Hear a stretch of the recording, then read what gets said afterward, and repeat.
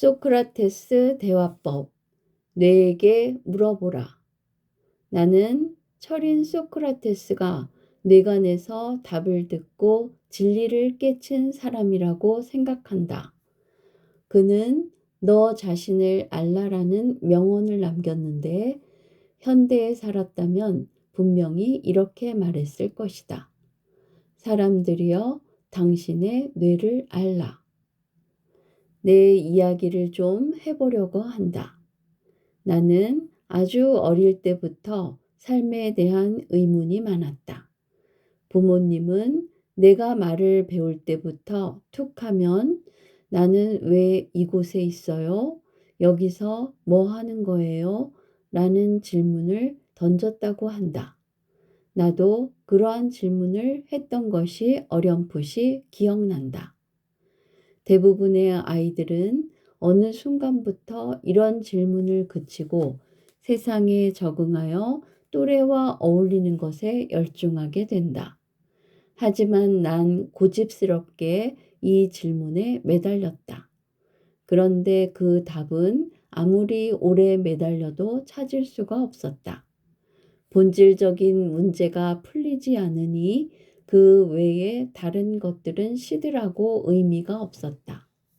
그저 껍데기로만 사는 것 같았다. 하지만 그런 와중에도 가슴속은 생의 에너지로 들끓었다. 그것이 적당한 출구를 찾지 못하고 가슴속에 응어리로 자리 잡고 있었다. 나는 답답한 나머지 운동에 열중했다. 답답하면 할수록 맹목적으로 운동에 매달렸다. 지금 와서 생각하면 그때 운동을 좋아했던 건 천만다행이었다.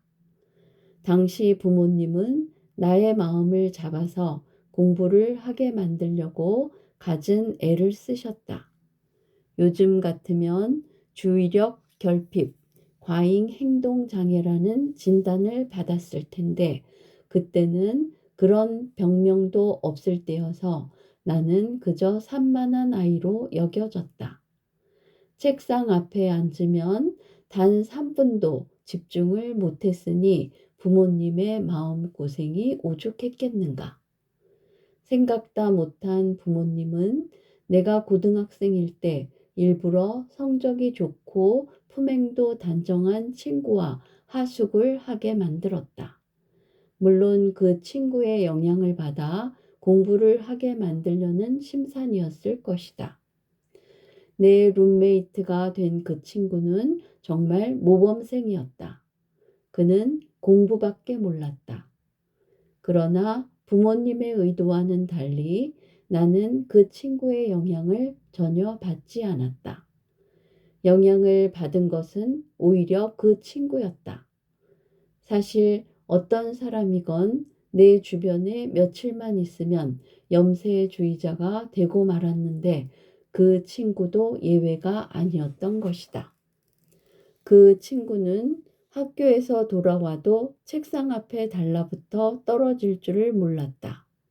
그 시간에 나는 운동을 하지 않으면 대개 하숙방 천장을 물끄러미 쳐다보고 누워있기 일쑤였다. 어느 날 내가 하숙방 벽에 비스듬히 등을 기대고 누워서 책상 앞에 앉은 그 친구의 뒤통수를 향해 물었다. 뭐해? 친구는 돌아보지도 않고 말했다. 보면 몰라? 공부하잖아. 공부는 왜 하는데? 곧 시험이잖아. 대학도 가야 하고. 대학 나와서 뭐 하려고? 성공해야지. 성공해서 뭐 할 건데? 잘 살아야지. 어떻게 사는 게 잘 사는 건데? 그 즈음에서 친구는 약간 짜증이 난 듯 몸을 돌렸다. 하지만 내가 장난을 거는 게 아니라는 것이 표정에 역력히 드러나 있었기 때문에 섣불리 화를 내지는 못했다. 친구는 화를 내는 대신 우등생의 본능에 따라 정답을 주려고 눈동자를 이리저리 돌려가며 나름대로 성의껏 이야기를 이어갔다. 그러나 뾰족한 대답이 있을 리 만무했다. 한참 대답해 보려고 애쓰던 친구는 말을 멈추더니 천장을 올려다 보았다. 그때 내가 물었다. 도대체 인생의 목적이 뭘까? 그러는 너는 알아? 몰라. 그래서 묻는 거잖아. 그딴 질문은 그만두고 공부나 하자. 그 문제 말고도 풀어야 할 문제가 얼마나 많은데. 하지만 그게 첫 번째 문제잖아. 모든 게 거기에 걸려 있으니까. 그 문제를 풀어야 나머지 다른 문제를 풀 수 있을 거 아니야. 그만하자. 그 친구는 다시 책상을 향해 돌아앉아 책에 얼굴을 묻었다. 그러나 가끔씩 고개가 천장 구석을 삐딱하게 향하곤 하는 뒷모습만 보아도 공부에 집중을 못하고 있는 것이 확연했다. 매사 그런 식이었다. 나랑은 무슨 대화를 하든 몇 마디만 오가면 매번 똑같은 막다른 골목에 다다랐다. 그래, 좋아. 근데 우리는 왜 태어났고 왜 사는 거냐고. 그럼 결국 죽으려고 공부를 한단 말이야? 그 친구는 그게 견딜 수 없었던 모양이다. 몇 달 뒤 친구는 하숙을 옮겼다. 나중에는 나와 같이 하숙을 하려는 사람을 찾기가 어려웠다. 지금 생각하면 나는 집중력이 없었던 게 아니라 역설적으로 너무 강했던 건지도 모른다. 남들 같으면 어느 지점에서 내려놓아야 할 질문을 집요하게 물고 늘어졌으니까. 그러나 당시에는 집중을 못한다고만 생각했다. 다른 것은 몰라도 확실히 내가 공부에 집중하지 못했던 것은 사실이다. 당신의 뇌에게 끝까지 물어보라. 훗날 나는 그때 내가 혼자 묻고 혼자 답하는 식의 방법으로 뇌를 단련시켰다는 것을 알게 되었다. 그리고 그때의 체험이 뇌교육을 정립하는 데 많은 도움이 되었다. 뇌교육은 자기 안에서 자기만의 답을 찾는 공부다. 그런 점에서 본다면 소크라테스는 정말 위대한 사상가이자 교육자였다. 그는 질문을 통해 사람들이 핵심에 접근하도록 유도했다. 만약 지난날 내가 친구에게 던졌던 질문을 당신에게 똑같이 했다고 생각해 보자. 과연 당신은 어떤 답을 할 수 있을까? 이것을 나는 뇌의 3층 구조에 빗대어 설명해 보겠다. 처음에 내가 당신에게 질문을 던지면 당신은 대뇌피질에 있는 생각이나 지식 차원에서 답을 들려줄 것이다. 조금 더 물으면 변연계 차원에서 감정과 느낌을 가지고 답을 말할 것이다. 그런데 거기서 몇 발짝만 더 나아가면 그때는 아무 말도 하지 못한다. 왜냐하면 본질적인 물음에 대해서 그렇게까지 깊이 생각해 보지 못했기 때문이다. 정말 중요한 문제는 자기 뇌에게 끝까지 물어야 한다. 그때 뇌에서 들려오는 소리가 있다.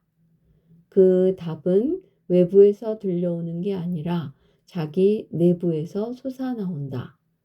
그렇게 올라온 소리는 아무도 침범하지 못한다. 온전히 자기 것이기 때문에 흔들리지 않는 중심을 갖게 되는 것이다. 나는 위대한 철학자 소크라테스가 뇌관에서 답을 듣고 진리를 깨친 사람이라고 생각한다. 그는 내가 모른다는 사실을 안다고 말했다. 진정으로 새로운 차원의 인식은 자신이 뭔가를 모른다는 사실에 눈뜨는 것이다. 그는 너 자신을 알라라는 명언을 남겼는데 지금 시대에 살았다면 분명히 이렇게 말했을 것이다. 사람들이여 당신의 뇌를 알라. 뇌가 있는데 무슨 걱정인가? 뇌를 안다는 것, 그것은 곧 나를 아는 것이다.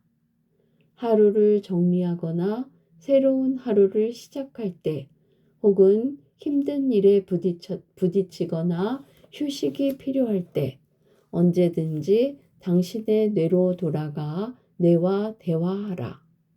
진실하고 담담하게 있는 그대로 당신의 마음을 전하라. 당신이 호기심으로 대충 하는 말은 뇌도 귀담아 듣지 않는다. 하지만 당신이 순수한 마음으로 간절하게 구할 때 뇌는 에너지 파동을 통해 당신이 염원하는 것을 알아듣게 된다. 그 에너지가 강해지면 강해질수록 뇌는 당신의 소원을 이루어주기 위해 동분서주한다. 당신의 꿈은 뇌 속에 하나의 씨앗으로 뿌려지고 그것이 차츰 자라서 나무가 되고 마침내 탐스러운 열매를 맺어 눈에 보이는 현실로 나타날 것이다. 그러니 복잡한 생각과 감정으로 가슴이 답답해질 때마다 곧장 당신의 뇌로 돌아가 뇌와 대화하라. 그리고 습관처럼 늘 이렇게 되뇌어라. 나에게 뇌가 있는데 무슨 걱정인가?